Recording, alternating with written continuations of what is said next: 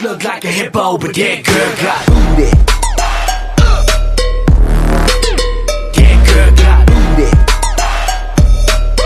booty. Perversion is the essence of American culture. It's taking something built for one purpose and supercharging the designer's original intent, often literally. It's a 1953 Studebaker Champion that goes 249 miles per hour, or a 1975 Ford F-250 with flotation tires that crosses rivers and crushes cars. It's taking a small country's agrarian, 18th century constitution and growing an industrial, transcontinental 21st century superpower under it. So here, in the tradition of land speed records dudes, the Bigfoot monster truck, and Marbury v. Madison, comes Flyin Miata's 2016 MX-5 with a stonkin' V8 in its nose. Cramming V8s into MX-5 Miatas is now a classic American handicraft. Since way back in the early 1990s, Americans have been shoving Ford and GM small blocks into the otherwise unassuming Mazda roadsters. The problem is that iron block lumps designed to power Crown Vics and Caprices play havoc on a Miata's balance. Dive into a corner with one of those nose-heavy squids and it pirouettes like Oksana Bayul on an all-night bender. Two things radically improve the V8 Miata formula. First is the availability of the compact, lightweight, aluminum LS series GM V8 crate engines. And second is the introduction of the latest ND generation Miata.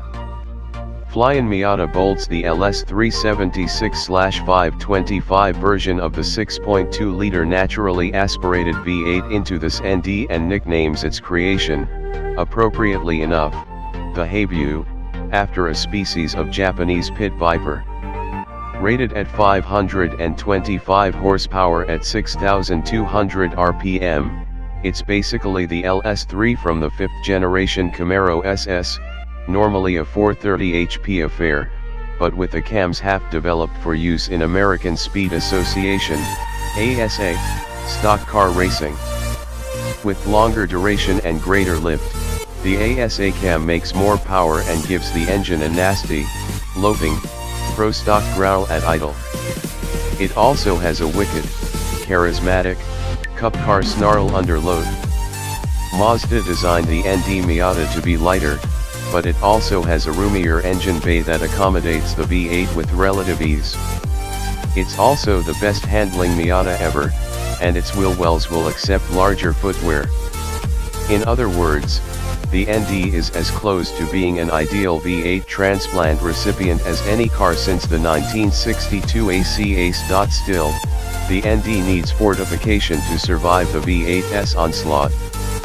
So the Mazda transmission is ditched in favor of the familiar Tremec T56 6-speed manual. A new aluminum driveshaft leads to a rear differential also swiped from a 5th generation Camaro SS.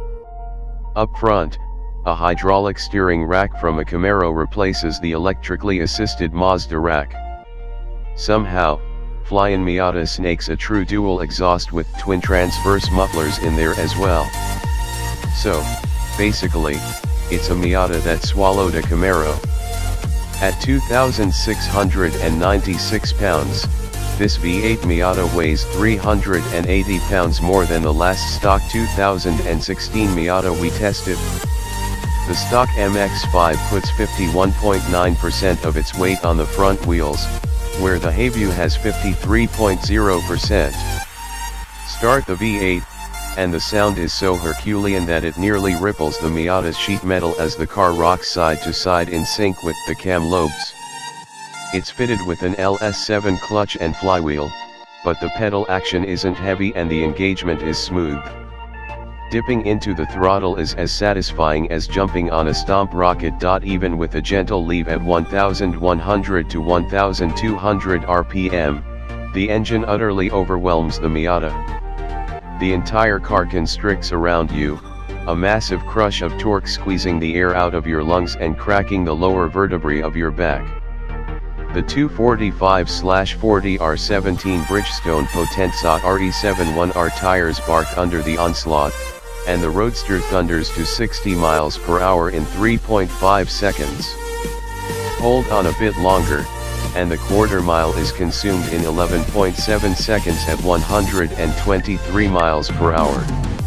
Chevrolet's 2017 Corvette Grand Sport needs 3.8 seconds to reach 60 miles per hour and 12.2 to get through the quarter mile. A Corvette Z06 Coupe will run a couple tenths quicker than the Habu, but it feels like a pillow compared with the Roomier V-8 MX-5. The Flyin V-8 reaches 60 miles per hour 2.7 seconds quicker than a stock Miata and runs through the quarter mile 3.1 seconds quicker.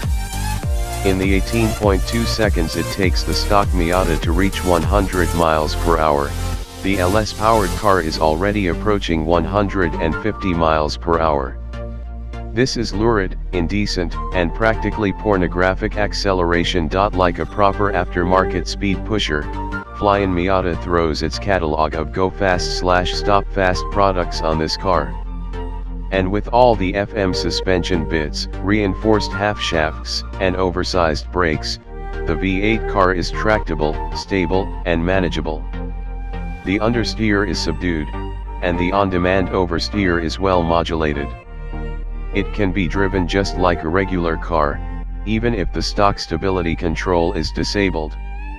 This is a high power to weight ratio car, don't drive it like an idiot, warned FM's Keith Tanner, as if idiocy wasn't a requirement for wanting one.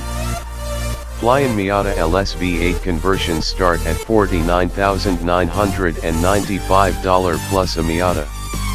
The total chit for this car is $85,301, including $30,900 for the base Mazda GT. Not cheap, but if Carroll Shelby's name were on the car, it would be a bargain. Thank God for the perverts who keep America great. Found in translation.